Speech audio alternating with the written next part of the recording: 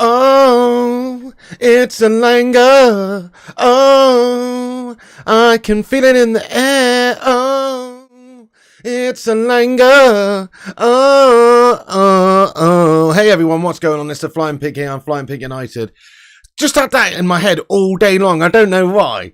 Just maybe it's just the realization of not going to be able to sing that for very much longer. You know what I mean? It's the greatest chant of all time, guys. Anyway. Thank you very much for getting in here. I appreciate you. Welcome aboard. Sorry to keep you waiting a few minutes, guys, but you know how we roll here. We're always late. Apparently, geniuses are late, guys. Just saying. Geniuses are late. That's what I heard. Anyway, thank you very much for getting in here. Sorry for keeping you waiting, though. And good to see you all. Thank you for joining the Bacon Express this afternoon. We got a lot to discuss. Thank you for joining us and getting in here. Do give us a retweet if you want to. It's at the top of the live chat there. Shout out to Aaron for popping it in there in the old chat there. You can see, give us a retweet. It's pinned to the top of the live chat, guys. You know it makes sense. Also, smash a like on this video at the start of this stream. That will help us out no end. Give us a cheeky little thumbs up. You know it makes sense. Welcome in Marcus Stevenson, Matt Gwinnett, Malps, Adam Cavani, Mr. U, Kiprotich, Marcus. We've got Furkan Erin in here and Malps again and Nick S. How you doing, Nas, Stephen Shipman, Joseph, Ogbodu, RJ, hello to you, Boomy, Lord PlayStation, Wessex Mercia, United We Stand, Paul Holland, DJ Disco Dave. Let's be having you. I hope you're good today, my son. Welsh Hunter, Hamza Patel, Kevin Kilban, Boomy, Stoic Savage. Oh yes, Chris Swift, JR, Philip Chapman, and everybody else as well. Thank you very much for getting in here. Really do appreciate you all. Big up yourself. Welcome in, everyone. Thanks for joining. Drop a thumbs up on this video if you haven't. Smash the like, smash the subscribe if you're new. Get yourself involved throughout the show. It is a fully interactive show, and we will be dipping in and out of the live chat throughout the show to hear your thoughts and opinions about anything we're discussing, of course. Quite a lot to get into, so we'll get into it then. But as I say, do give us a retweet on Twitter. We'll shout you all out later on, everyone who gives us a retweet. Okay, so Manchester United, we've got a game later on against the Arsenalans, don't we? Come on, United, let's smash those Arsenalans to pieces, lads. Hopefully it's going to be a good game. We're going to be doing a watch-along for it. At 9:30 p.m. we'll start, and the kickoff's at 10 p.m. UK time. So come and join us for that one, lads and lasses. We'll be on here on this channel here doing a cheeky watch along at the time. Looking forward to that one. Might as well just ask you legends in the chat right now what you think the score's going to be. There's no such thing as a friendly between Man United and Arsenal. Yeah, it's in the USA. It's Man United v Arsenal in a pre-season friendly. There's no such thing as a friendly, guys, when it comes to Arsenal and United. We are going to be putting out a strong side. So, you know, you've seen the first two pre-season games where Ten Hag's played a lot of kids. Don't see that being the case. I think we're going to be seeing some senior players featuring in this game where we're going to hopefully go in there and smash up the Arsenalans, my son. Berber, what's going on, you Don? I hope you're doing well today as well, lad. You're excited about United again? Me too. It is getting there, isn't it? Mancat Hart Yanks, there's 82,000 seating capacity in the MetLife Stadium, New Jersey. That's going to be raw, lad. 9-0 says Adam Cavani, 2-0 says Nick S. Absolutely, both starting 11's going to be stacked. I think you're right, Shuko Goblin, yep. They're calling it the Premier League Clash, not in the Premier League, obviously. That's what they're calling it. Richard Muse says 2-2. Let's beat these bottlers' mouths. 1-1 says Neil Driscoll. 20-0 says Anthony Young. 3-2 to Arsenal says the Mooch baby. Matt Gwinnett thinks 2-0 Arsenal. The Glazers haven't bought us a striker. Yeah, it's a fair point. It's a fair point, but even without the striker, I still fancy our chances against those Meltoids. We could be seeing Rashford playing at striker, which gives us, you know, potency and a threat up there, and maybe somebody else playing on the left-hand side. So we have got options. 3-2 says Marcus Stevenson. 4-2 says JR. 3-0 says Stoic. 3-0 says Lord PlayStation. Love it, guys. Thank you for getting your predictions in there. United 8-2 says Alkesh Patel. Love it. Good evening there, Mark N. How you doing, bro? It starts at 10 o'clock UK time, so 10 p.m. UK time. I'm not sure what local time is, like 5 p.m. or something. But yeah, 10 p.m. UK time. And hopefully we do see a good United win. But we're looking forward to that. We'll be on the channel later for the watch along, so come and join us. Let's get into the transfer news and stuff then. There's quite a bit to discuss obviously we're hoping and expecting a bid for Rasmus Hojlund any moment soon. So just to lay the foundations for the Rasmus Hojlund situation, PSG are sniffing around Rasmus Hojlund. There's some reports that maybe they could be looking to hijack the deal for Rasmus, because obviously what's going on with Kylian Mbappe. So to lay the foundation with Kylian Mbappe over there at PSG, as I'm sure you're all aware, he's taking them for a ride, isn't he? There's reports that they think and they feel like he's been a traitor to them, and that he's already sort of predetermined an agreement between himself and Real Madrid next summer to go and join them on a free in 2024, where he stands to make a pretty penny indeed. PSG, they don't want to lose this guy on a free, so they wanted to try and get a deadline in place, which was reportedly July 15th, to try and agree some sort of clarity on his future, whether it be him leaving PSG for money, for a big amount of money in this summer, so they don't just lose him for nothing, or whether or not he signs a new deal at the club. They wanted some sort of clarification on the matter by then. Obviously, that date has come and passed. PSG have not included him in their tour of Japan, etc., and it's understood that he's bang up for sale. So, it's interesting. I mean, I can see the only real clubs that are going to be realistically taking him would be obviously Real Madrid, but why do that when they've already agreed a deal for him in a year's time? That's what the reports say anyway, that he maybe has already agreed to go and play for them in a year. Why go and pay a huge amount of money right now to go and get him? Well, there's obviously Saudi Arabian teams that will be sniffing around him. Lots and lots of different outlets suggesting that he could go to Saudi for 1 year, where he would ply his trade. Maybe they could include some sort of deal in the contract where he's got a minimum fee release clause if Real Madrid come a knocking, like a specialist clause that says, yeah, if Real Madrid want you, you can go and play for Real Madrid. And obviously what that would do for the Saudi League, I think it would actually do pretty amazing things for the Saudi League, wouldn't it? If Kylian Mbappe was playing there, as well as the likes of Ronaldo and Benzema and all the other talents that they've signed, it would actually bring a heck of a lot of eyes on their product. So if you're the Saudi League, never mind an individual team, but just if you're the Saudi League, they should be trying to do everything that they can to convince Kylian Mbappe to go and play there for a year, because it would bring a lot of eyes on their product, and it would just make people think, wow, the level of quality that they've got in the Saudi League is very, very high. And, and it doesn't stop his future either of going to Real Madrid if they were to be prepared to put that in the clause of the contract. But the thing is, though, obviously, we talked about yesterday. I'm not going to get too much on the Kylian Mbappe stuff because it's wishful thinking. Man United should at least try and go and maybe have a little cheeky bid in there for Kylian Mbappe, because why not? He's one of the best players in the world. It's very unlikely we'd actually do that because of the wage structure at the football club, and obviously it would completely throw that into disrepute. Plus, he probably doesn't even want to come and play in the Premier League at this moment in time. He probably wants Real Madrid, and he definitely wants away from PSG, it seems, and they obviously don't like him. They consider him a traitor right now. But it is unlikely that Man United could get the deal done, but we should at least try, I suppose. But the reason I'm talking about this Kylian Mbappe business is because PSG, because of this whole Kylian Mbappe situation, they're now looking at Rasmus Hojlund. So it's understood that they could try and hijack the deal, and they'd be prepared to pay as much as £60 million to maybe go and get Rasmus Hojlund, who, as a 20-year-old, would obviously provide them a shitload of goals in a farmers' league like League One, but also develop and improve and be an appreciating asset. And it ticks a heck of a lot of boxes for PSG to replace someone like Kylian Mbappe with another great young player. So hopefully that's not the case, guys. Hopefully PSG are not sniffing around too much Rasmus Hojlund there, but it's increasingly likely with what's going on with Kylian Mbappe that maybe they would go and get Hojlund. But just for fun, let's ask the live chat, if money's no object here, what striker would you like to see Manchester United go and pursue and sign this summer? Would it be Kane? Would it be Hojlund? Would it be Mbappe? Would it be Osimhen? Let us know in the live chat, guys. I'll just dip in real quick and see what you guys are saying. Because I must admit, if money was no object and if realism wasn't an object, Hojlund's probably last on that list for me. Now, obviously, we're sniffing around the guy and trying to sign him and agreed personal terms, but he's probably last on the list, to be honest, if we actually had the possibility of signing these players. Toxic Mbappe says Mr. U. Kane says Lord PlayStation. Mbappe says Boomy. Kolomuani says Kiprotich. Interesting, lad. Kane's realistic and affordable. Compared to Mbappe, Kane is realistic, isn't he? Danny Welbeck says Matt Griddock. Kane says Berber. Hojlund and Kane says Trini Red Devil. Definitely. You wouldn't mind him going to PSG. Any of those three would be good, says Andrikos. I agree with you. Mbappe, says Alcash. Kane or Mbappe? Kane and Rasmus. Kane and Hojlund. You'd go for Kane. I agree. I would go for Kane. He's perfect for what we require. But obviously Mbappe would be hard to turn down if he was actually available. Osserman and Hojlund. Kane, says Kevin. Hojlund, says Amaya.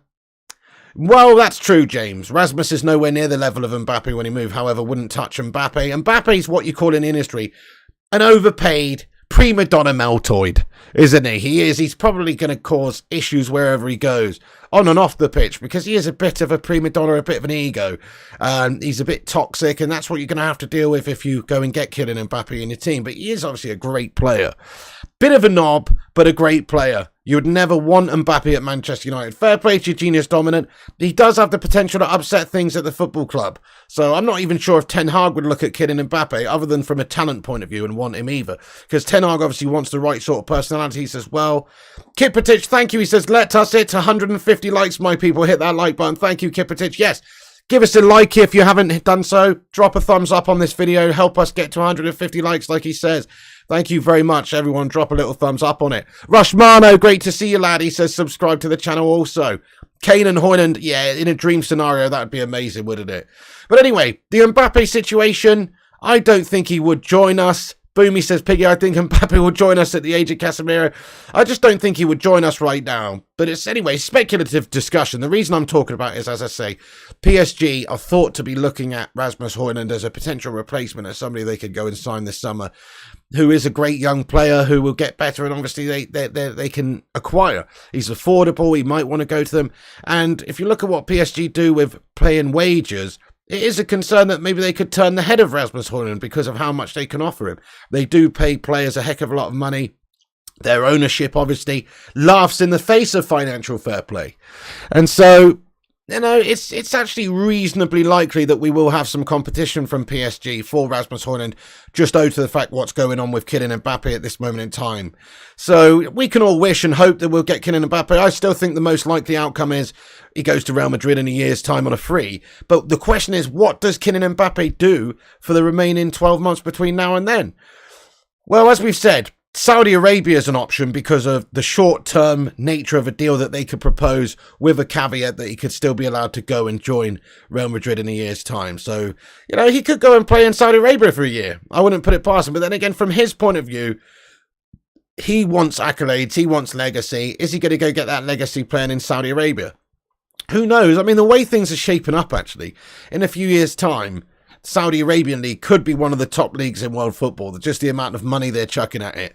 Rightly or wrongly, I think it's a disgrace and a nonsense. Roy Keane would be throwing punches at the Saudi Arabian Football League if he could. I think it's a disgrace.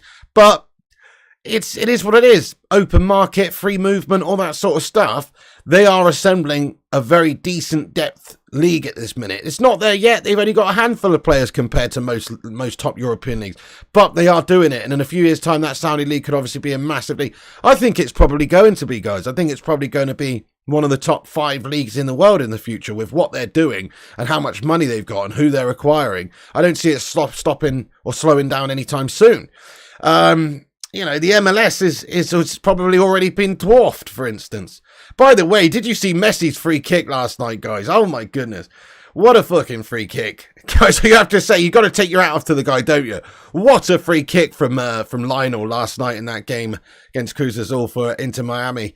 Fair play to him. I mean, that was a stunner. Absolute stunner. David Beckham watching on with a tear in his eye, reminiscing about the last-minute free kicks he used to bend into the top corner. It was very Beckham-esque, obviously left-footed, mirrored, if you like, but it was absolutely beautiful, wasn't it? Fair play to Lionel on his debut there, last minute. You can't write it, can you? He's that sort of guy. Yeah, Messi's free kick was scripted, says Kiprotich. It certainly seemed like it. I know, it was like the perfect Hollywood debut for Lionel Messi over there, definitely. But anyway, let's talk about Hojlund.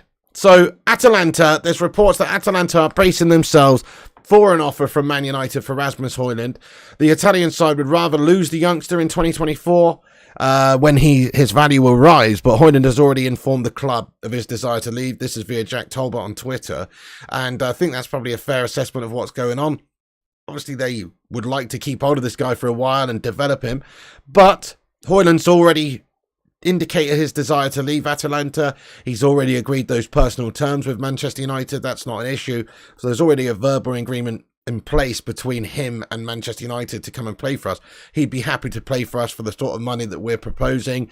He stands to make a heck of a lot more money than at Atalanta, because his contract is thought to be not very much. I've heard different varying reports. Some people are saying 40,000 euros, 60,000 euros a week. So in comparison, a tiny amount of money compared to what he's expected to be paid at Manchester United or at PSG.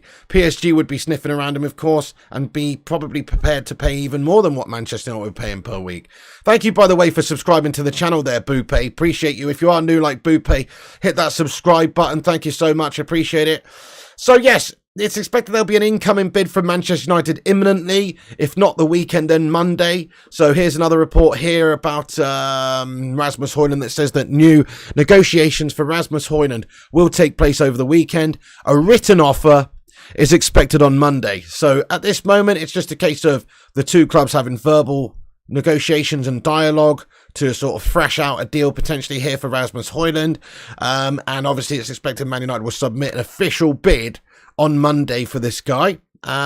It's obviously going to take a little time to negotiate.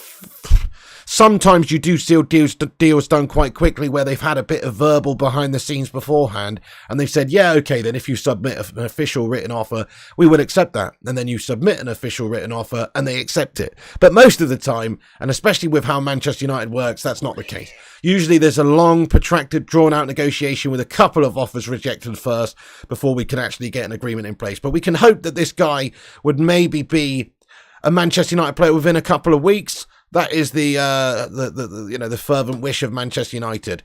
We've got a new subscriber, or a new member of the channel, guys. Marcus Stevenson. Everyone, welcome in Marcus. Thank you, Marcus Stevenson, for becoming a member there, my friend. Come on. All the legends, get your favourite emoji to welcome Marcus. Welcome in, Marcus. Marcus Stevenson, thank you so much for becoming a member of the channel. I really do appreciate it, lad. Come on. Get in there, you don. Welcome in, welcome in. Thank you for the support, lad. Thanks for becoming a member. If you guys want to become a member of the channel, you can. Click the join button or the link in the description to the channel membership. It's $1.99 a month. You get access to emojis, a badge next to your name in green, a highlighted member comment once a month, and everyone loves you. So please do that if you want to support the show. Nice one. Absolutely. Get in there, Marcus. Welcome in, Marcus. Absolutely welcome. And thank you very much for that. Langy86, great to see you, mate. How you doing as well? Good to see you, my friend. Yeah, bang up for the game tonight, lad. Okay, so it is, yeah, there it is right there. Berber's put the link in the live chat. Thank you very much, Don Berber. Okay.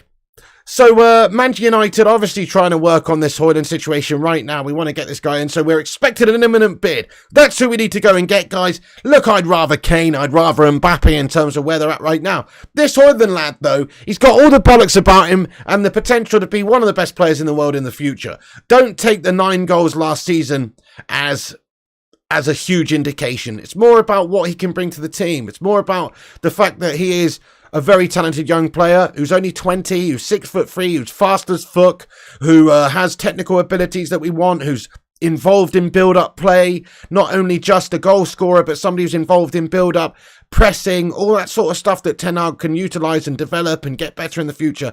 Obviously, he's going to go on and do some great things in the future of the game, hopefully. Obviously, you never know 100%, but hopefully that's going to be the case. So I don't think we can look at the 9 goals as a huge indication of how this guy's going to go and perform. But certainly I would be very excited to get him in. It doesn't mean that we should stop there in our pursuit of getting strikers and forward players in. We should absolutely go and get another one as well. And if Harry Kane's available later on in the summer and we've managed to sell players, like we've sold Elanga and we've sold Telles and we're selling players now, it seems, hopefully we can generate cash to be able to go and do something crazy like that. But certainly he's an option and a strong one, and Ten Hag's #1 transfer target right now in terms of a forward player. As we've heard from Fabrizio over the last couple of days, Man United plan remains the same in regards to Rasmus Hojlund. Bid for Rasmus Hojlund soon to avoid PSG's hijack, as revealed yesterday. PSG are speaking to the players' camp. Man United agreed terms with Hojlund and are speaking to Atalanta. So, you know, there is still the possibility that PSG could come and get him and hijack him from Man United. That would be a big shame. I think the project at Man United is better than at PSG, but nobody can deny that PSG can offer huge money. And so he could have his head turned there. And with what's going on with Kylian Mbappe, crikey, they're going to have a lot of money if they sell Kylian Mbappe. I mean, Kylian Mbappe's value is hundreds of millions, or at least 100 million plus. He's only got that year left on the deal, though, which means that his actual value is closer to 100, but I still say he's worth about 140 million. Let's say that they did get an offer received for that. They'd have that amount of change to play with, but also what he's paid a week is like somewhere between 750,000 and £1 million a week, this guy. So they would certainly have a lot of money to then go and throw around and convince players like Rasmus Hojlund to go and play for them instead of Manchester United. So that is my concern, is that PSG could indeed hijack this deal. We've got a super chat here. Thank you so much there from Zayn Miassi. It's always Zayn Miassi getting in here raw with these $9.99 super chats. Thank you very much, Zayn. I do appreciate it. Good to see you today. Welcome aboard, you Arsenal delusional individual, you. Thank you so much for getting in. He says, what's so amazing about Hojlund? He's hardly scored any goals in the Italian league. Balogun is worth double. If Miami can get Mbappe, no reason Arsenal can't get Neymar or similar.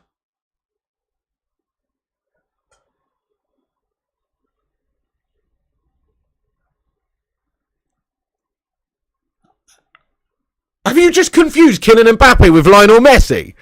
Do you know what, Samiassi? Sometimes you even surprise me so with your absolute atrocities of comments. Do you know what I'm saying? If Miami can get Mbappe, they can't get Mbappe, mate. Typo from Zamiassi there. I think we all know what he meant. I think we know what he meant. Okay, if Miami can get Messi, there's no reason Arsenal can't get Neymar or similar.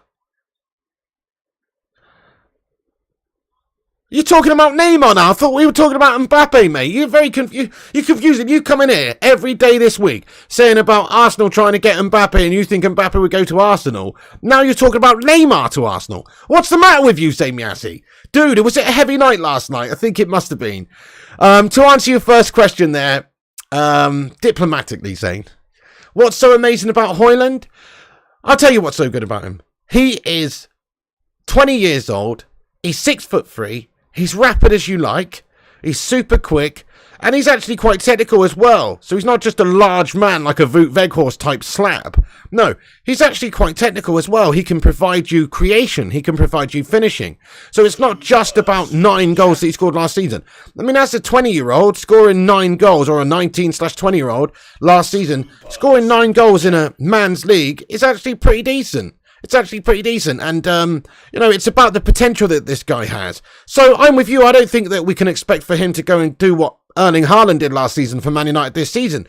He's obviously going to take time to adapt and develop. But what we're doing here is we're trying to get somebody who in a year's time will be a much better player than he is right now. Once he's adapted and learned in the Premier League, had that high-level coaching at Manchester United, been tutored by the likes of Ten Hag and all these guys that we've got in our coaching staff, and developed and had that game time and that experience in the league, he's probably got the ability to go on and be twice the player that Gabriel Jesus is, my son. So that's what we're doing here. It's not just about what he's done now. Statistics only tell you so much. If you look at the type of player that he is, he's involved in the build-up. He's good at getting, assists and goals. He's obviously young. He's got so much ahead of him in terms of potential and developing. So that's what we're looking for here. It's not just about what he can do right now. He's one for the future. Let's be honest. Let's be totally honest. He's one for the future. There's better options for Man United right now for this coming season to score us goals. 100% that's true. But is there better options for a player in 2 or 3 years' time? That's questionable. I think he has got the ability to go on and do some pretty exceptional things because of the attributes that he possesses. So that's what it's really about with this guy.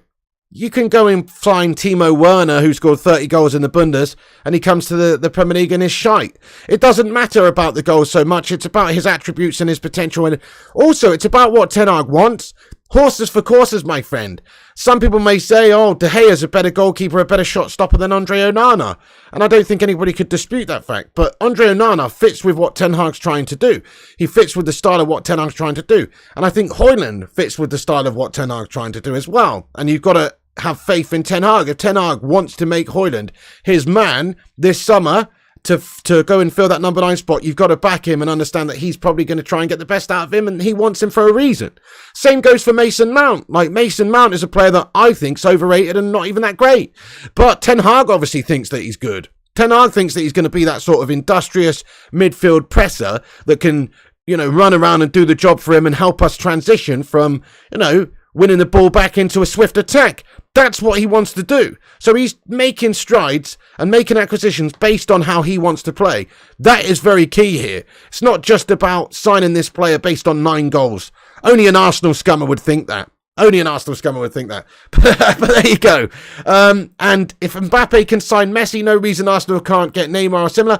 Well, there is a reason, actually, Zamiasi. This is the reason. Messi's being paid an absolute fortune over there in the MLS, but not only that, he's also, from what I understand, been given the option of perhaps exercising his an option to get a franchise in the future, lad, which means that, you're talking about legacy over there. That's something different that Arsenal cannot offer Mbappe. So I do disagree with you there, my friend. Thank you very much for your pure delusion, though. It does bring a smile to my face, lad. It is pure entertainment value. You know what I'm saying? Thank you very much there, Zane.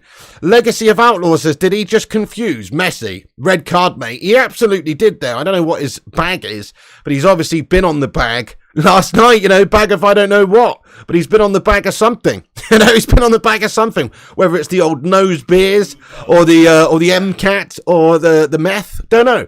But he's obviously nursing some sort of a drug hangover here, confusing Mbappe with Messi. That's just outrageous. Zamiasi says, Messi I meant. We know what you meant, Zane. We know what you meant. But the reality is, you melted. That's the reality, Zane. You melted. It's tough, mate, when you've had a big old bender of a night. It is tough. It is tough to get it right between Mbappe and Messi. I get it, lad. I get it. Thank you so much, Zamiasi, for that one, you Don. Appreciate it. Crazy Joe's gifted out a membership on the channel. Thank you, Crazy Joe. Guys, get some love in there for Crazy Joe. Thank you so much, Crazy Joe, for gifting out a membership, mate. It's gone to Jeff Madrak. He has won the random membership gift there from Crazy Joe. Thank you. Welcome, Jeff, and thank you to Crazy Joe Devola. I really appreciate it, my friend. Get in there, you beauty. Zamiasi says, do we have first pig meltdown tonight? 3-1 to us. Well, I mean, I must admit, if we lose to Arsenal, we get battered. It's going to be a bitter pill to swallow, my friend, because there is no such thing as a friendly between Man United and Arsenal, as I say. I mean, we didn't care about the last couple of preseason games, but there's always bragging rights, there's always pride at stake when Man United are coming up against those Arsene Hojlund. So I have to admit, if we lose, it's going to be a tough one to swallow. But I'm going into this game with pure optimism, feeling like we're going to batter you Melts. I think it will be a full-blooded game of football. As I say, there's no friendlies between these two sides. And Man United won't be tabling the sort of team that we did in the last couple of fixtures where we're playing a lot of youth players and kids. We might play some, but I think essentially we will be playing a much more experienced team against these wankers to give a great account of ourselves. And Ten Hag wants to win the game, of course, against Arsenal. Of course you do. This isn't a tune-up game. This isn't a warm-up game. This isn't a conditioning game. This is a personal game. Man United and Arsenal have that bitter rivalry.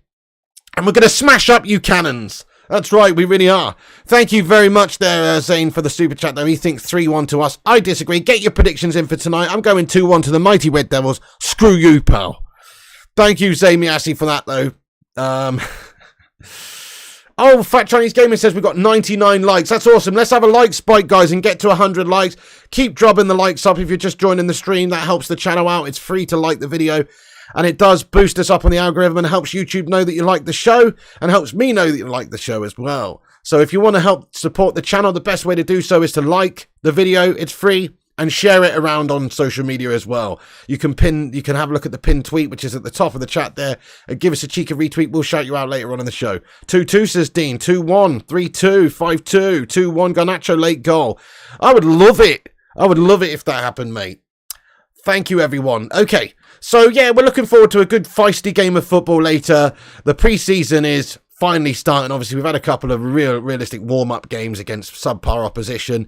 But we did do well in those games. We did do well. The youth looked good. And also we got clean sheets and wins. And it's just good for the confidence. Just on that whole front, of course. We're talking about Hojlund. We'll come back to that in a minute. But just on that front. I mean, it's looking maybe likely that we could be seeing a debut from Andre Onana. What's my name? Onana. What's my name? Onana. he may well be starting, or he may well come on, he may well have a 45-minute stint against them, or he could play the entire game. What do you think, guys? Yes or no? Does Andre Onana make his debut tonight against Arsenal? So just to give you a bit of background on his travel, though, whether or not he's ready to do that, I don't know, because obviously it is quite a situation that he's had over the last few days, very whirlwind. And look at this, here's a report here via James Ducker from The Telegraph that just gives you a bit of basis of his sort of travel to New York. You can see all the people saying their comments here. No, says Madhouse. Yes, says Legacy of Outlaws. It's a bit mixed. Some people think he might get half. I'm sort of starting to think that maybe he will get some game time in this game against Arsenal Hojlund, but we'll see. But as you can see here, Andre Onana's long journey to New York from Milan. So he flied from Milan to Turin with the aim of flying to Birmingham. That seemingly failed. He obviously had his flight cancelled, so he stayed overnight in Turin. He flew to Manchester the next morning. He was then rushed onto an Aer Lingus flight to the United States and landed in New York at 6 p.m. on Thursday. So because of that, I don't know if it's that likely. Obviously, it's pretty whirlwind couple of days for him, but maybe he will feature. He's obviously training. He's obviously met up with the squad. He's obviously there. So he could get half a game.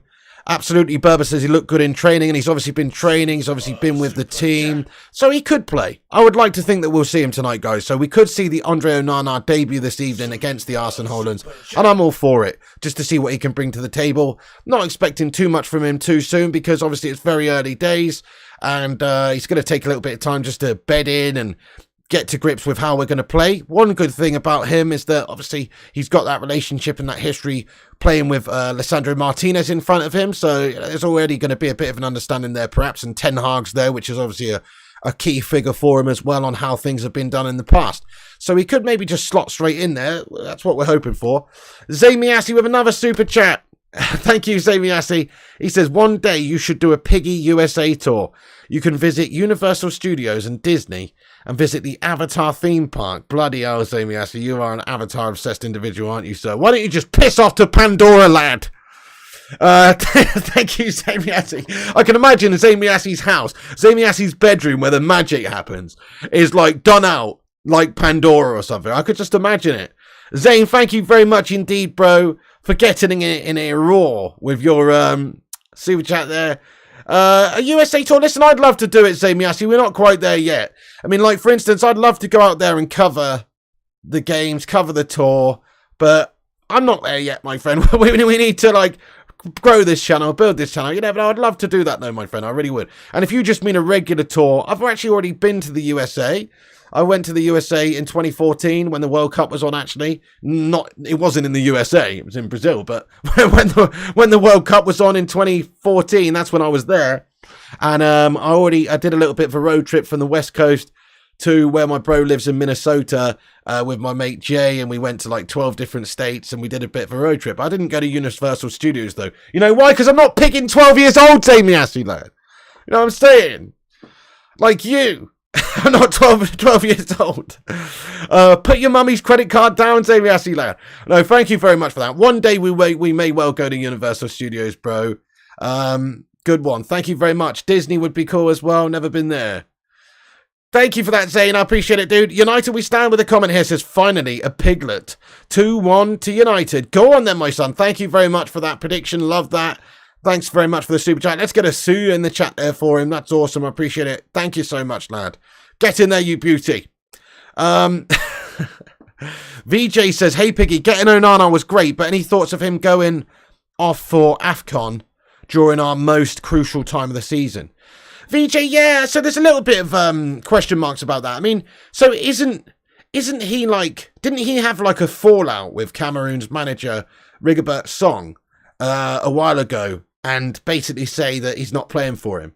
And isn't Rigobert Song still the manager? Correct me if I'm wrong, because listen, I don't know much about Cameroonian international football, I'll just be totally honest.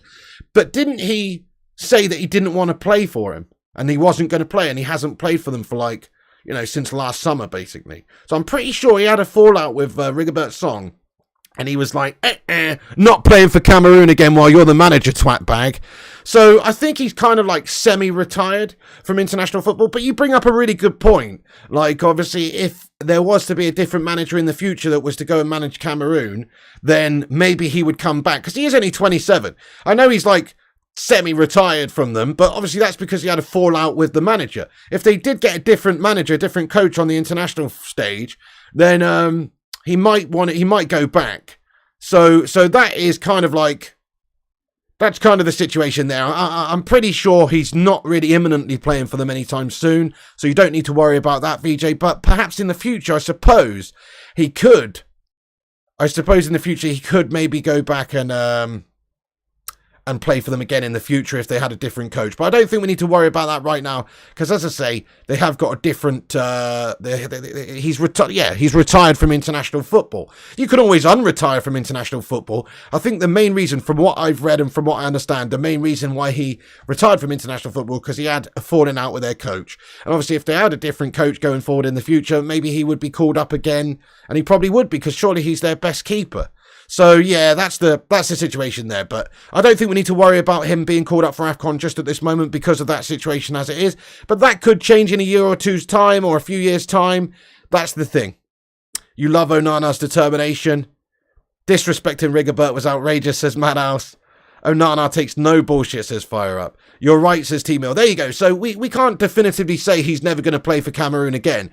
But at this moment, we don't really need to worry about it because of the situation that he's got there.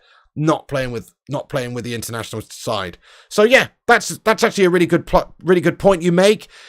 AFCON is an issue for players who are of African, international, representation. They obviously play in the Africa Cup of Nations, and that's an issue. Sometimes you're going to lose them in January and that kind of thing. But I don't think it's the case with this guy. Onana, what's my name? Anyway, guys, we've got 230 legends watching. Let's see if we can get 230 likes on the stream. Keep your thumbs ups coming. That would be amazing. Drop a like on it and subscribe if you're new. If you're here daily, if you're here for the first time, we're on here daily, giving you the latest Man United news in a no bullshit fashion. So come and join us, everyone. Eric Ten Hag will be eager to get some game time into Onana. He'll definitely play 45 minutes minimum, says DJ Disco Dave. I'm all for it. I think you're right, actually, Disco Dave. Previously, I thought maybe not because of how long, it's taken to sort of get him in, and he arrived quite late, and then he's had to get on a couple of flights, and it's a bit of a mission, but he's obviously there. He looks good in training, all that sort of stuff. Ten Hag probably not going to be fanning around and playing Heaton or Henderson too much against Arsenal. This is a big game. He wants his best talents on there. He's got this guy in. We want to start work. We want to start working on how to play. And, this is a great game and a great opportunity for Andre Onana to showcase his skills. So, yeah, definitely. I'd love to see that. Andre Onana, long-range goal against Ramsdale incoming. Come on. Yeah, absolutely. Mark says our first half team will score more goals than Arsene Hojlund, and our second half team will finish them off. Interesting. So if you look at what we've done in the first couple of pre-season games, I don't think we can really take too much from that for how we're going to set up against Arsenal, because we basically played with a proper back four. Like we had experience in the back four, and then the rest of the side was mostly just sort of youth players with one or two smatterings of senior players like Sancho in there. But against Arsenal, obviously, we're going to have to set up with a much more experienced side just to give them a proper game. And that's what people will be expecting over there in New York. They've paid huge ticket prices as well over there. Like, huge ticket prices, guys. If you think we get stitched over here for games and stuff, crikey, you want to see how much those Yanks are paying over there for a game at the MetLife Stadium. It's outrageous. And big ticket prices that they've had to pay. And so there's an expectation that both sides are going to field pretty senior teams and experienced teams. Plus, as I say at the start of the show, it's a big key crunch game. Even if it's a friendly, there's no such thing as a friendly against the Arsene Holdens. So we're going to play those guys with a full-blooded team. So I'm expecting you're going to see more or less our starting 11, maybe like a really full-blooded team playing against those twats. So we may well see Andre Onana play. Thank you, FCG, for your highlighted comment here, bud. He's been a member for 7 months. Let's get a #7 in the chat for this lad. He says, 7 months already. Amazing. United to win 2-0. Thank you, FCG, for being a member 7 months, lad. I appreciate you becoming a member and getting in here raw all this time, lad. Thank you so much. And he's predicting a 2-0 win for United. Love that prediction from a Brighton fan as well. Get in, you beauty. Thank you so much. Anyway, so you're a legend, FCG. Get a #7 in there for him. And also check out FCG on YouTube. Fat Chinese Gaming. He's a YouTuber. He does gaming streams and he's a top lad. He is a Brighton fan, though. Thank you so much. But we don't mind Brighton around here, really, apart from they seemingly are tough to play against if you're Man United. There you go. Thank you very much, bro. FCG, get in there. Okay, so Andre Onana, could well play tonight. That's his sort of journey, but it is possible he'll play. So back onto the Rasmus Hojlund stuff then. If you're just getting in, we're expected to bid very, very soon, imminently. Discussions taking place as of right now over the weekend, and we're expected to table an official written offer on Monday. So that's the latest there. On Monday, we could well be smacking in a cheeky offer for Rasmus. Fab says that's our plans. And also, United are considering Kolo Muani from Eintracht Frankfurt as well. United still consider a move for Eintracht Frankfurt striker Randall Kolo Muani if a deal cannot be struck for Rasmus Hojlund.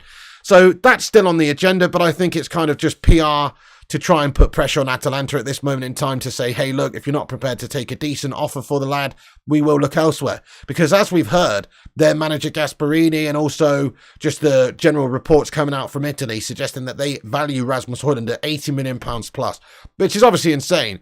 They're not going to get that money for him, but if they don't want to play ball there with United in terms of negotiations, then we might look elsewhere, but this might just be used as a tool to put pressure on them. Sort of the same way that we're being linked to Leon Goretzka. Maybe that's just PR in order to sort of put a little bit of pressure on Fiorentina in regards to Amrabat. So yeah, I don't know if this is too true. He is a good player though, Kolo Muani, 24-year-old French international. He is obviously somebody that's going to develop and get better over the years as well. And he's on the back of a good season. I would take him. I would absolutely take him, guys. Smash a 1 in the chat if you would take Kolo Muani. Now, I would rather have Kolo Muani as long as we're going to get somebody else like Kane. Muani can also play right wing, he can also play there. He's versatile in that sense. Got 15 league goals and a bunch of assists last year. So he's got different attributes to his game, which is good, and he's quick and stuff. And obviously Ten Hag would probably like to have a little bit of extra depth in the side. So who's to say that we couldn't go and get both of these guys? But again, I think this is just more so in case maybe the Hojlund deal falls through or to put pressure on Atalanta. Zamiasi, thank you so much here for another super chat. Zane's going in massively raw tonight. Get a cheeky raw emoji in there for Zamiasi, dude. Thank you, Zamiasi, for helping us keep the lights on you, Don. He says, Piggy Party is staying. Once he and Rice click, our midfield will be unstoppable. Even Casemiro won't cope. You know what? Party's a decent player. Can I just say this? A Rice Party combination just sounds mind-numbingly dull, doesn't it? Oh my goodness me. That sounds mind-numbingly dull. I'm just going to put that right there, Zane. Don't know if you're going to get enough from that sort of midfield. I mean, Party staying, I don't know about that, Zamiasi, for a start, lad. You're just spunking money left, right and centre. Surely you're going to have to get rid of players and that kind of thing. I mean, I couldn't really care less, to be fair. I mean, I know you commented with a $9.99 super chat, which is why I'm even sort of humouring you at all here, Zane. Trust me, that's the only reason I'm even humouring you, mate. I don't want to talk about Arsenal. I think you're a bunch of guff bags. You know what I mean? I don't want to talk to you. I don't want to talk about Arsenal, Zane. Who cares? That's it. Can I just bluntly say who cares? I don't care. Who cares? Party stay in, once he and Rice click, our midfield will be unstoppable. Even Casemiro won't cope. Casemiro? How dare you? How dare you, Zamiasi? Call him Casemiro. You've misspelled Casemiro wrong there, Zamiasi, lad. Put the pipe down. Focus on your spelling. With all this money you're spending on super chats on this channel, Zane, you could probably hire an interpreter. You know what I mean? All that money you spend on manuscripts and games and, World of Warcraft DLC and stuff like that. All the money you spend on that. You could actually get yourself an interpreter, lad. I don't know why you don't. Do you know what I'm saying? I think you probably should, Zane. That way you won't make yourself look so foolish in the live chat, my friend, when you come in here and you confuse Messi for Mbappe and you misspell names all the time. Just saying. Zamiasi, thank you very much for that. Great banter. Party staying. I don't know about that, my friend. We'll see. Also, don't care. Don't care. In the words of Andy Tate, not Andrew Tate, in the words of Andy Tate, don't care. He got the job of the technicality of the legend who recommended you. You are nothing. You are a fool. And you are a waste of time. Good night. Okay, nice one. Thank you, Zamiasi. I appreciate it. Right then. Onwards with the news, guys. Let's crack on with the news. So, Hojlund bid expected Monday. Bring it on. PSG sniffing around him. They could look to hijack the deal, especially with what's going on with Mbappe. That is possible. Right. Elanga, rhythm is a dancer, Anthony Elanga, he scores goals from everywhere. Oh, it's a Langer. Oh, I can fit it in the air. Oh, it's a Langer. Oh, a Langer is going to Forest, guys. Anyway, Anthony Elanga's Nottingham Forest medical is set for Monday. That's a new report, guys, about Anthony Elanga. Obviously, we know that there's an agreement in between the two clubs. £15 million. Decent, plus add-ons. So this is the latest reports that Anthony Elanga's Nottingham Forest member... Sorry, Nottingham Forest medical. Did I just say Nottingham Forest member? I was looking at the member in the live chat there, the membership. And that's why I said member. Sometimes I say what I see. I was not thinking about Anthony Elanga's member there, guys. Freudian slip. No, listen. So, Anthony Elanga's Nottingham Forest medical is set for Monday. He will join in a deal worth £15 million plus add-ons. So we've actually got a really decent offer there. So his medical is expected Monday. That's great news, guys. So he will be a Nottingham Forest player very, very soon. So we'll keep you posted on that as and when it's a done deal. But it basically is now anyway. It's almost there. So get in there. More deadwood being cleared out. Same goes for Tellez. We've now got a done deal situation on the Tellez situation there. And it says, understand Alex Tellez has travelled with Al Nassr squad to Japan after the medical test completed yesterday. Deal done and signed with Manchester United. Official soon. So it's going to be official very, very soon. Obviously, we know that the deal for him is very, very big over there in Saudi Arabia. He stands to make a good portion of money every single week. And Man United stand to make about £4 million plus maybe one or two cheeky add-ons. But, you know, very chump change. But we didn't pay a lot of money for Tellez. We paid 12 or 13 million for him to begin with. And he's aged and he's done nothing in that time. He's been out on loan. He's had a good time out on loan and he is a decent player. But, yeah, we've sold Tellez. That's obviously great news. Dante, how you doing? You Donny says, Pig's got Johnny Sins on off camera. Looking at members. Bloody hell, mate. Steady on. Who's that? Who's Johnny Sins? Hannibal has no chance, says Viper37. Okay, fair enough. I don't know about that. Look, he could be part of the squad this season. So he's obviously looked pretty decent in the first couple of games. And he could have a decent time this season, mate. Thank you very much for your comment, by the way. Okay, so also we got a little bit more news on Greenwood.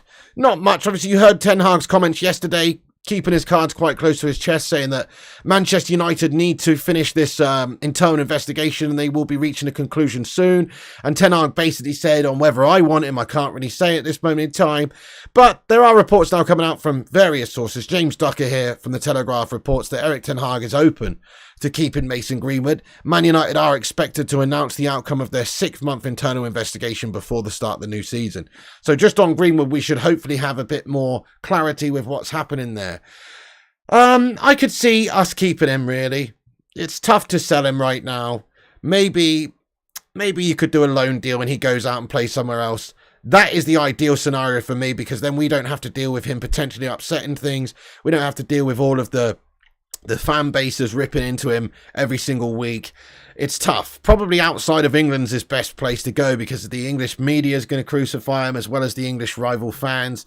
And even some of the Manchester United fans will crucify him as well, because let's face it, he's done himself pretty dirty with what's been outed in the media. It's not necessarily the whole story, but certainly it paints him in a bad light what came out. So that's really the problem here, is that he's been tarnished with a very dirty brush.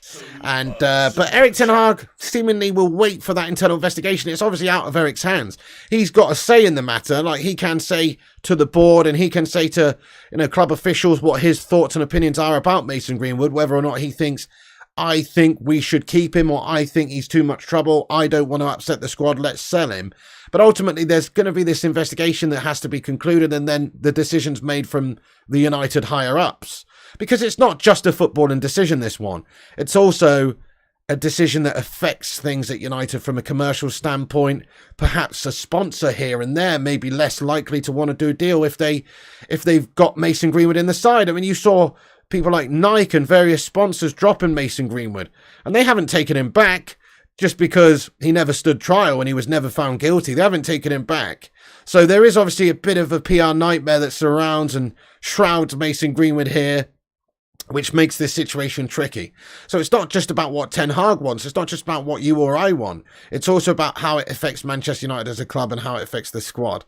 So that's the problem here, really. I don't know if there's ever going to be a future for Greenwood at the club, but as this report suggests from James Ducker, we should hopefully find out by the start of the new season. Let's ask the chat, keep, loan or sell. What do you think should happen to Mason Greenwood? I honestly do think loan is the best situation for everybody right now, because if we sold him right now, we'd be losing this player for a lot less money than he's actually worth because of what's happened. And nobody's going to want to pay significant amounts for him, even though he's a ridiculously talented lad and it is worth a huge amount of money aside from all this stuff. It's like nobody's going to want to pay the big bucks for this guy right now because there's a big question mark over him. And there's also a big question mark over how he's stagnated as a player. Like, will he be that same player that was developing the way he was again, ever?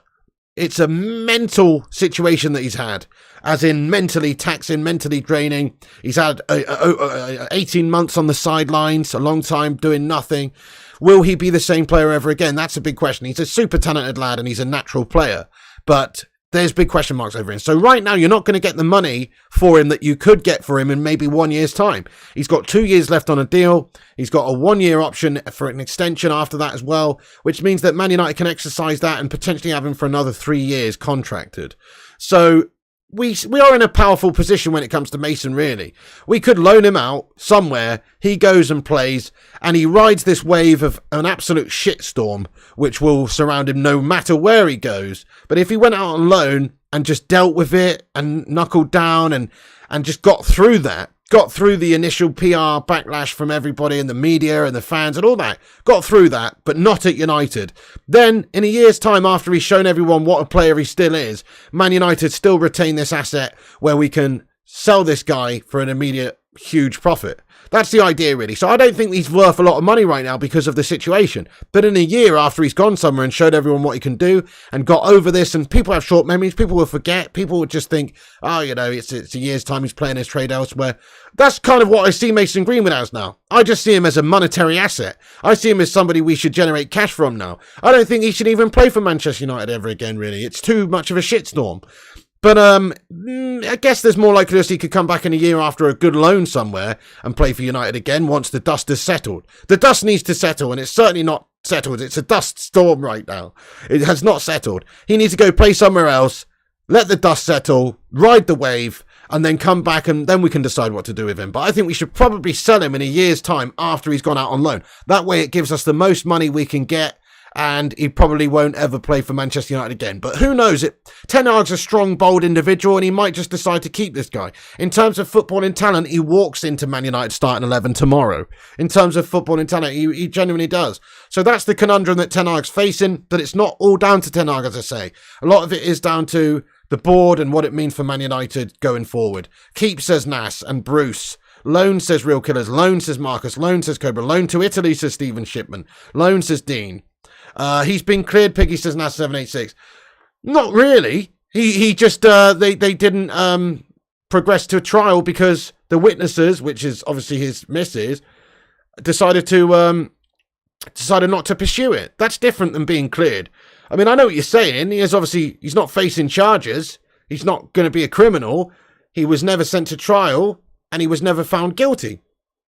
But cleared? I'm not so sure if cleared is the right word, because nothing's clear about the Mason Greenwood situation, really. Sell or terminate his contract, says FGG. Loan, says Chico Goblin. Too talented. Get rid, says Simon. Loan, says Boomy. Loan, then keep. Yeah, you see, that's an option. You could loan him, let him get past this horrible time in his career, and then maybe everybody's forgotten about it in a year's time and he could come back and play for us. But I still think loan to sell is maybe the best bet. Loan with an option to buy, and then also, you can also maybe get more money for him in a year's time once he's come back. So that is quite a possibility of the situation, really. He's in future plans, says Chico Goblin. Loan 100%, says Elliot. Loan 100%. Great stuff. Thank you very much for getting in there, lads. Nice one. Appreciate it. So we'll see. We'll see what happens there. I mean, it's very much a case of not knowing. Who knows? Who knows what Man United are thinking at the moment with this guy? 0793 says, regarding Greenwood, all I say is that if it was anyone in the chat, sister or family member, they want to clap him. Yeah, great shout. They're absolutely spot on. 0793. People don't forget, especially the English media, Piggy. Charges were dropped. They were indeed Howard Garrick's. Yep, true. So in the eyes of the law, he's a free man. But in the eyes of Manchester United's fan base, is he? I don't know if you can say that. It's not a clear-cut situation. Sold to Saudi, says our Kings, loaned into the Russian league. They love him. Not guilty in the eyes of the law. If Erik ten Hag wants to keep him, then I'm good if he plays. It's not so much that he's not guilty in the eyes of the law, Anthony Young. He never faced trial, bud. It's a big separation there. If he had faced trial and it was found out that he was not guilty, that's actually very different to what happened. What happened is the witnesses decided not to pursue it. So it's actually completely different. The court of public opinion will never forget. Anyway, it's a bit of a boring topic, really, because we don't know the outcome. We're just waiting to find out. We'll let you know as and when it happens. You'll hear about it soon. As this report suggests, it should be a case of finding out before the start of the season. Surely this can't rage on so long and just continue to be a topic of discussion. We've got to get a conclusion reached soon. Man United must reach this decision soon. So hopefully we find out and we can tell you what's going on very, very soon. And, it shouldn't be too long before we find out what's going on. So, yes, good stuff there, guys. In regards to Ten Hag's comments, he's just basically said, he can't really say right now is the case. So we'll keep you posted, though, everybody. Thank you for getting your thoughts in. Hey, what's this? We've got a little bit of news here from Laurie Whitwell from The Athletic in regards to shithouse Glazer. Oh, no. Avram Glazer has attended Manchester United training in New Jersey, watching from the sidelines. Co-owners expected at the MetLife Stadium for a friendly v Arsenal 2. His presence comes amid continued reports of discord among siblings over sale. Oh, for fuck's sake. Piss off, Avram. Goodness me, this guy looks like Dr. Eggman from bloody Sonic the Hedgehog. He looks like a bloody bad guy, doesn't he? Let's get this up on the screen here, folks. This is sickening. Go away, Avram. Do you know what I mean? Nobody wants you, mate. Nobody likes you, bud. Do one. It's absolutely disgusting. But let's take a look at this then. I'll put it up on the screen. This is from Laurie Whitwell from 6 minutes ago. Breaking sort of news here. And it is disgusting. Can we get a hashtag Glazers out, please, guys? New report from 6 minutes ago. Check this out. Avram Glazer has attended Manchester United training in New Jersey, watching from the sidelines. Co-owner expected at the MetLife Stadium for a friendly v Arsenal 2. His presence comes amid continued reports of discord among siblings over the sale. Fuck it, old John. This guy just needs to take a clue. Oh, that really does piss me off. I know he might just have to keep up the facade that he actually gives a shit about United if they happen to be in their hometown. Playing a game, but realistically, just nobody likes you, mate. We just want them to sell the football club. What does this mean? I don't want to read too much into it, but crikey, the Glazer stranglehold of Manchester United is still there, isn't it? They're still trying. They're still desperately trying to keep hold of the club in some way, maybe. I mean, it's been so long. 8 months we've been talking about this proposed sale now. They've obviously tested the waters with trying to sell the club. Sheikh Jassim's got a bid on the table for 100% ownership of the club. And Sir Jim Ratcliffe has an offer on the table for a majority sharehold, which would take control of the club, majority control, basically, of the football club, with maybe the idea that some of these Glazer shithouses would remain having a percentage of the club. And seemingly they won't make a decision. I don't know what their whole deal is. What is their problem here? They've obviously got the club in a strong position right now with Champions League football. Are they prepared to maybe wait it out and face the backlash of the fan base by staying and rejecting the offers of Sheikh Jassim?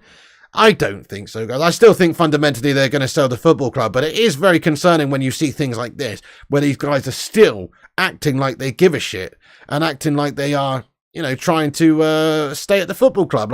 Just go away, Avram. Surely if there's an offer that's close to being accepted, why even bother? But there he is. I mean, look at this guy. Look at this guy. Goodness me.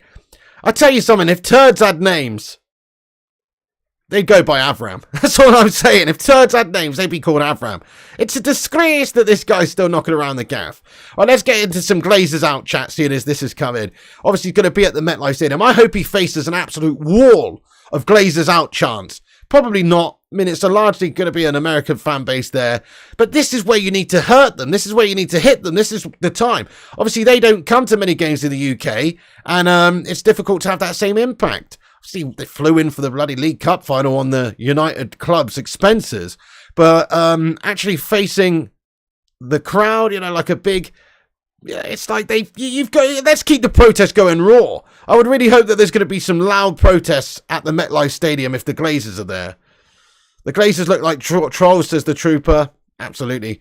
Definitely, I'm not a fan of the Glazers, guys, and nobody is in this chat. Let's get some green and gold until the club is sold in the live chat there. Loan him to Al Titty. Fuck, that's a great shout, RJ. Love it. So anyway, very disappointing. We'll see what happens there. But obviously, there's a great offer on the table from Sheikh Jassim.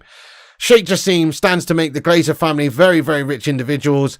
And surely they just need to accept it. Just get out and accept the bloody offer so that we can move on as a football club now, because these guys are hindering us big time. The abuse will just be waiting for him 1 year later when he returns. Oh, you're talking about Mason Greenwood. Well, and also that applies to the Glazer shithouses as well. Definitely applies to the Glazer shithouses as well. Thank you for the Glazers outs, everyone in the live chat. Definitely, you're right, Sheik El Goblin. Cancer of our club, 100%. Hey, Gungshi, how are you today, mate? Get in there. Get in those green and gold emojis in there. Thank you so much. Looks like a bald Jimmy Savile, says Great White. Crikey, lad. 11 months it took Newcastle to finalise the deal. Well, fair enough, APU. There's still hope that we can sell this club very, very soon to Sheikh Jassim and get the new era beginning at the football club. So hopefully that's the case. But anyway, we don't want to see this guy at the MetLife Stadium. We really don't. Hey there, Dem. How have you been, mate? Good to see you, mate. How you been keeping, lad? Get in there, my son. Right, guys, we're going to cover the rest of the news, and then we are going to get into the live chat for a big Q&A. Everyone, take a moment to retweet the Twitter link. It's at the top of the live chat. We'll shout you all out in a few moments' time before we get into the Q&A, so give us a retweet on Twitter. Also, hit the subscribe button if you're new to this show right now today. Do drop a little subscribe on this video and get involved. We cover all the latest United news, and we're doing the watch-along later, so come and join us for that. Also, smash that like button on the video. Give us a massive thumbs up. How many are we on now? Let's take a look. We're currently on 166 likes, guys. We're creeping up. Let's have a like spike. Help us get to 200 likes just like that. It's got to be a lot of you legends out there who have forgotten to hit that like button. So hit that thumbs up and help us get to 200 likes. Thank you very much. Okay, then. So one or two other little things I've got to cover. So we're in talks for the Fletcher brothers. This is from Fab earlier on today. I don't know too much about this. Obviously, it's youth players. But Fab says, understand Man United are closing in on a deal to sign both Jack Fletcher and Tyler Fletcher. Locked in talks with Man City for 2 top-tier talents. Deal expected to be announced soon. Record fee expected within the UK for under 16 players. Busy summer for City Academy. So, you know, oh shit, what have I done there? But basically, you know, as it is, it's like, yeah, it's just obviously a couple of youngsters that apparently have a lot of prospect in the game, a lot of potential in the game. And we're targeting them at a young age to add them to our academy. So that's cool, isn't it, guys? You know, just a bit of news there. It's pretty cool. And you've seen Man United actually go out there and spend on and sign quite a few youngsters over the last few years, which are going on to do pretty good things. People like Alvaro Fernandez, people like Alejandro Garnacho, you know, these sorts of kids, Palistri. We are obviously adding youngsters and going out there and buying them for actual money. So, pretty cool, pretty cool. So there you go. There's just a bit of news on that.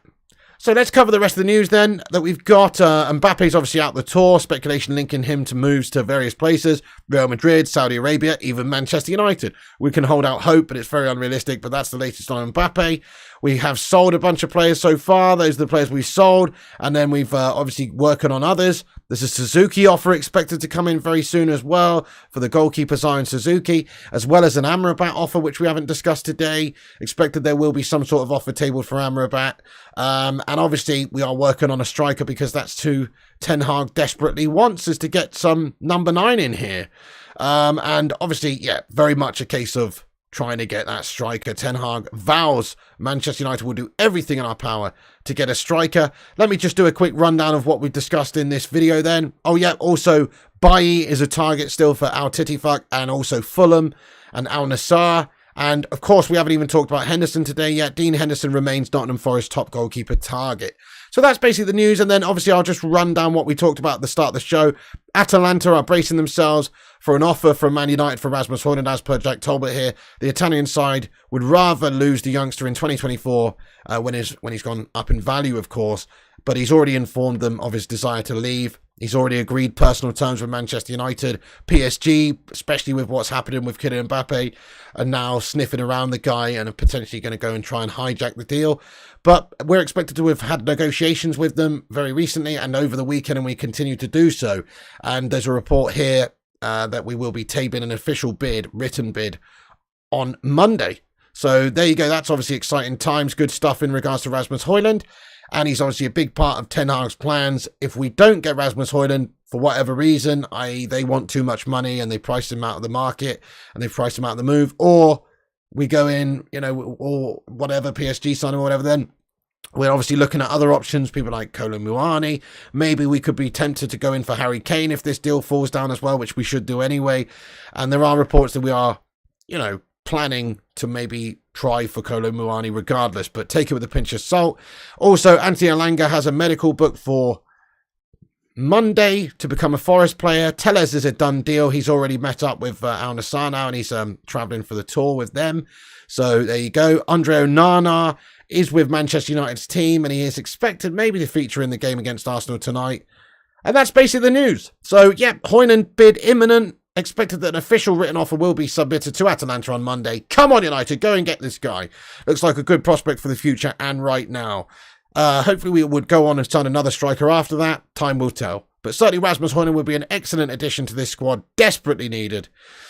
Time to get into the live chat now, folks, for a Q&A. Before I do, time to go over to Twitter and shout out everyone who's given us a retweet. If you haven't done, give us a cheeky little retweet right now. I'm going to go, you can click the link at the top of the chat, but I'm going to go over there and retweet and shout everyone who's retweeted the show. Also, drop a subscribe, drop a like, and get your thoughts in there for the Q&A now. Now's the time.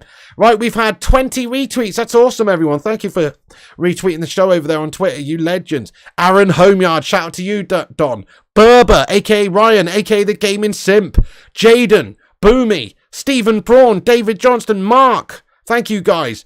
Anthony Ong, Owen Abdullah. Transfers _UTD, Rushmano, thank you, bro. Fat Chinese Gaming, John Boy Cat, Kieran Watts, Craig Boy, Luan France, Feline Fur, Mohammed FN, The Tweeter, Vincent Bullock, and Emmanuel Kiprotich as well. Thank you, lads and lasses, for shouting us out there on Twitter and giving us a retweet. Every little helps. Thank you, guys. Okay, great stuff. Let's get into the Q&A then. We're going to stay on here for 5-10 minutes, see what you legends have got to say about anything we discuss. Have your say about any United-related stuff. Or anything, really, and we'll get into the chat. FCG, nice one, bud. 179 likes, creeping up to 200. Keep hitting the thumbs up, guys. Right, beautiful. We should raise money by putting the Glazers in dunking booths, says Stephen Shipman. Nice, that would make a shitload of money. Thank you, Griffo, for shouting me out on LinkedIn, bud. Hey, everywhere helps, man. Thank you, Griffo Chaz. Somatic says Pig Mount is gash, ain't he? No, I don't think he's gash. I think he's good. I just don't think he's all that, that's all. And actually, time will tell on that one. He's only 24, so to say that he's written off or he's gash at this stage of his career is a bit silly. He actually was a really decent player for Chelsea for a good couple of seasons, wasn't he? So, pretty sure before the last season he was Chelsea's Player of the Year. Wasn't he Chelsea's Player of the Year twice, actually, maybe? I don't know, but he's had a decent development as a youngster at Chelsea, no doubt. He's been favoured in the England set up heavily by Southgate. He's definitely got a lot of hype around him and has had good seasons. So to say that he's gash is obviously pretty silly. In my opinion, he's good. He's just not great. That's all. I think there's better players out there, but you have to remember, Ten Hag wants him for a reason. He wants him because he's got an engine on him. He wants him because he's a good presser, because he can win the ball back, help us transition and score some goals as well, So it's like with him and Bruno in the midfield, it gives us quite a bit of dynamism. That's what you have to remember. So Mason Mount is obviously what Ten Hag wants, and that's good enough for me. But I do really like, really like Ten Hag and his signing so far. My personal opinion on Mount doesn't matter, does it? It's about what Ten Hag wants. I don't think that Mason Mount's all that, though, just to be honest. Do you think Glazers will be here in 10 years' time? I don't, United till I die. Surely not.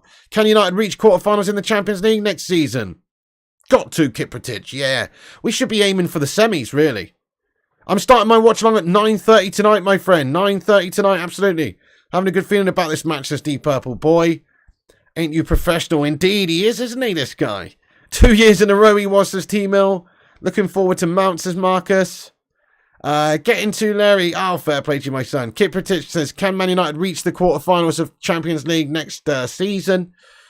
Well, we should be doing, wasn't we? We certainly should be doing. Do you think other teams overcharge United because they think United will pay? Yeah, definitely. We have to pay a premium just for being Manchester United. Absolutely, 100%. If you could sign any striker in the world, no matter the price, who would it be? It can only be one. Harry Kane. I would definitely go and get Harry Kane. He's my guy. 29, still got so many good seasons at the top. Scored 30 goals in the Premier League, which is what we play in last season for a shit team like Spurs. He's who I would go for. And then after him, I guess Kylian Mbappe, just based on talent, obviously would be amazing, but he gets a little bit of a negative stamp on him because of his ego and his toxicity, maybe. And then obviously behind that, I would say that Osimhen or Hojlund. What do you think about it then, Pig? Competition for those who have retweeted would help get the numbers. Yeah, that's not a bad idea, Vincent Bullet, maybe, but no. There's the watch along. Aaron's put the link to the watch along in the live chat. Thank you very much. Yeah, so that's starting in just over 4 hours, guys. We'll be on at 9:30. I will pin that to the top actually for the end of the show. Thank you for that, Aaron. Appreciate it. Yeah, we will be doing a watch along for the game later, so you can come and join us for that, guys. At 9:30 p.m. UK time, we'll be back on for the game. 18 penalties and 12 open goals, says Mark N. Doesn't matter, mate. Goal's a goal. We'll get Kane in January, says Marcus Stevenson. Who cares about the treble? We can win the quadruple. In Erik ten Hag, I trust. It's the same people that call Ronaldo Penaldo. I mean, he's obviously one of the greatest talents ever. Nice. It's 4:30 in Toronto. Okay, great stuff. We should go for the cup. Yeah, well, we want to try and win a trophy this season. So as far as I'm concerned, a good season for Man United would be improving our position in the league, which would mean a second place finish. Winning the league is going to be hard, but obviously we want to challenge for it. If we finish second, that would probably indicate we have challenged for the title. So we want a title challenge. We want to try and finish better than we did last season. We want to win a cup, ideally a better cup than the League Cup. League Cup's still a cup, but the FA Cup would be a nice trophy to win, obviously. And then the Champions League, we want to try and get to the semi-finals. Now, that might be asking a little bit too much for Ten Hag's first sort of Champions League season, and we're still a work in progress, but that's what we want to try and do, is to get to the semi-finals. That's where United should be. So that's the sort of season I'd be looking at for United. I'm not expecting us to win everything, but we should be at least challenging to win everything. Can we still compete for the Bangkok Cup? That's all I want. Not this year, sadly. We're not there. 13 Heinsberg says, how many United legends do you think would enjoy playing Ten Hag's system, you think, Pig?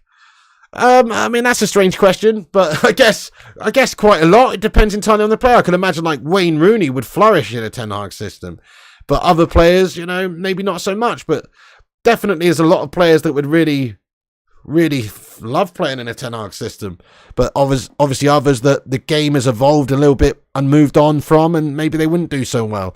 But certainly I think, you know, something like Wayne Rooney would be epic in a Ten Hag system. Should be positive and win every match with the mentality of the club. They don't want to lose. What may happen if we draw Real Madrid on the round of 16? We're back to those melts, Kiprotich. Man cheating City, says Rushmano. Dan James would love the Erik ten Hag system. Very true. Thank God Erik ten Hag's brought belief back. Kane is not one of those players, says Mark N. Maybe not. Like I said, stylistically, maybe Kane's not right for Ten Hag, but crikey, what a player. You feel a bit good, there are improvements. Vincent says, Pig, did you watch the England women's game where you and microphone had told you what the decision was? It was absolutely better for the VAR done. I actually didn't, sorry to say. I'm a bit of a melter when it comes to that. I didn't watch it, sorry to say. Off topic, remember when Kim Kardashian went to play poker with mirrored glasses? Glazer's out, says Michael Woolley Woolbridge. When's the Champions League draw? Soon. We've got a news update. Let's have a look at this from Rushmano. Thank you very much. Let's see what this is. Laurie Whitwell reports that Joel and Avram would like to stay on while other Glazer siblings like Edward, Kevin, Brian and Darcy want to cash in their shares. Oh, big Glazer update here then. So yeah, that's actually, we've kind of heard about that in a previous couple of weeks ago actually. So this is a bit of regurgitation going on here. But yeah, no, we that is seemingly the case, isn't it? That there's a bit of an opposed stance from within the Glazer camp. Some of them would like to cash in and some of them would like to stay. So yeah, that's from Laurie Whitwell. Sort of a bit of regurgitation going on there. But look, Joel and Avram would like to stay on while other Glazer siblings like Edward, Kevin, Brian and Darcy would want to cash in their shares. Filth! Hopefully they all want to go. Just hopefully they all go. Can't ask for more than, you know, that really at this moment. We don't want them to stay on in any capacity. You thought it would take 3 years before we would challenge with Ten Hag, says Marcus Stevenson. Scumbags. Can you tell us who the current holders of the Champions League are, lads, says Oace. Get out. Glazer's out, says Welsh Red. Doubt it, Crazy Joe Devola, lad. Well, I don't know. I mean, City are just cheating bastards, Crazy Joe. So, listen, obviously the only reason they're having the success is because of their complete outright cheating over the last decade or so, mate. Facts. They've got 100 and God knows how many counts against them. Surely they're going to face justice soon. Surely they have to face justice. What is all of this financial irregularities and financial fair play breaches and all this talks of being found out if they're not going to face justice and be punished? Surely they have to be punished soon. City to the conference is what I say. And if not to the conference, then, City to be seriously penalised. City to be banned from European competition for a decade or something. You know what I mean? Surely we need some sort of big punishment. Need to be thrown out exactly, Con and Ralph. Surely they have to set an example of teams to show them you can't just completely breach financial fair play and outright cheat and cook the books and put money through from other organisations to overinflate your earnings and all that kind of stuff. Surely there's got to be some sort of repercussions for this at some point. Exactly, getting to the championship. Precisely. Right. Anyway, guys, right, okay, so I'm going to read a couple more comments out, then we are going to wrap this stream up. Looking forward to the game later. We'll be back on at 9:30. Mason, we've already talked about that Ansar Ahmed. I can't be bothered to talk about it again, but we have talked about it in this stream. So you can go back and watch the stream again and find out what we were talking about. We talked about 10 minutes about Mason Greenwood, so I'm not going to talk about him again. But yeah. I'm all good, Hassan Tariq. Thank you so much, lad. We're ready to cook tonight. Yes, sir. We're going to smash them to pieces, lad. We're going to absolutely smash them to pieces. Boomy, the giveaway. We'll do that later on, my friend. We'll do that later on. Thanks for reminding me. We will do that later. Didn't United get fined a few weeks ago for breaches of financial fair play? Yes, they did actually, a waste, but that was a different sort of scenario. It was basically down to COVID and, and also UEFA changing some of their regulations in regards to that at the time, or some bullshit like that. It was only a small fine. It was only a small breach. So yes, and it was in a COVID year. It was at that time, and it's also because of the Glazer shithouses not balancing the books right. That's it. It's a different scenario to City. This is one breach of financial fair play, not 115, lad. Anyway. Yep, we're doing a watch-along tonight, Hidden Element, absolutely. Hey, Chris Koo, how have you been doing? I missed you too, but how are you getting on, lad? Great to see you. And Shane Oz says we must beat these Arsenal melts because if they win, you know how they're fan. Oh, big time. We got to beat those wankers, lad. Watch-along, pin to the top, says Aaron. Definitely. Yep, we're going to do a watch-along here, guys. So please do come and join us for the watch-along. Go over there, actually, at the end of this video. Please give us a cheeky little like on it. If you haven't done so already, I would really appreciate it if you could smack a cheeky thumbs up on the watch-along link. I'll go get you then the link again in the live chat here, but it is pinned to the chat and into the top of the chat. Make sure you go and give us a cheeky little like on it. That will help the stream out, and it will help us boost up there on the YouTube listings or whatever. There it is there, folks, in the chat. Go and give us a cheeky little like. Right, guys, I'm going to read one or two more out. Thank you for being here, everyone. It's been a good show today. Thanks for having your stay throughout. Really, really appreciate it. You're an absolute bunch of dons. Imagine the United fans protest during the match because the Glazers are there watching. Well, that's what I'm hoping to see. Really, I'm hoping to see that. Thank you, Marcus Stevenson. Says, great show. Looking forward to the watch-along. Thank you for becoming a member as well, my friend. Really appreciate it. Watch-along's nearly at 50 likes. That's amazing. That's amazing. Right, everyone, drop a thumbs up on this video before you go. Subscribe if you're new. Come and join us for the watch-along later at 9:30 at that link. I'm going to wrap this video up now, but thank you so much for tuning in and getting your thoughts in throughout. Great community vibe as always.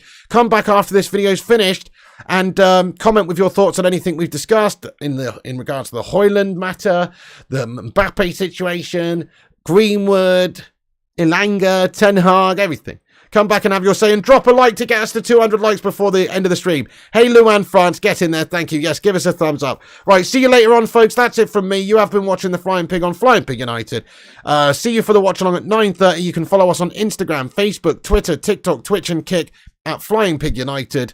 So go and check us out all in those places and follow us on Instagram and all those places. Nice one, everyone on the screen here, for tuning in. You're a bunch of legends. I appreciate you all for being part of the show, and God bless you all. Much love. Thank you for tuning in, guys. That's it from me. Thank you to all the moderators in blue, people like Berber, people like Luan France, Roshmano, Kay Slater, the Vootinator, the Hoop Man, all those lads and lasses. Thank you to all the members in green for supporting the channel and being channel members. And thank you to everybody else who's got in the live chat here and got your thoughts and opinions in. It's much appreciated. That's it from me, guys. Thanks for tuning in. There's the United news of the day. We'll keep you posted with the latest breaking news, so click that bell icon for notifications so you don't miss them. And we will catch you at 9:30 for the watch along. And if there's any big breaking news or anything before then, we'll jump on and have our say and let you know what's up. Thanks for watching, guys. That's it from me. God bless you all. See you later on. Come on, United. We're going to smash those Arsenal Hojlund melts. Bring it on, Gooners. See you there. And remember, when the seagulls follow the trawler, as this is because they think sardines will be thrown into the sea. Thank you very much.